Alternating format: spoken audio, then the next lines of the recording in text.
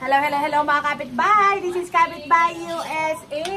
This is my beautiful sister. Tingnan yung mga sister. Sino talagang pinakamaganda, di ba? Yung aking sister. Sister ko. Sobrang kinis na, sobrang ganda pa. Si Kapitbahay USA, siyempre, excellent sa beauty yan. At siyempre, ito naman si Kananay Will. Ito pa si Kananay Will. Di ba? Sa ngayon po talaga, kami po nag-hanging out dito kasi po itong si sister, si Kapitbahay USA, nagluluto po talaga siya ng kinaltaang langka. Kasi bantay sila sa akin kasi wala akong panlasa. Sister, ano ba sawin niya mga sister? Tipon, at saka?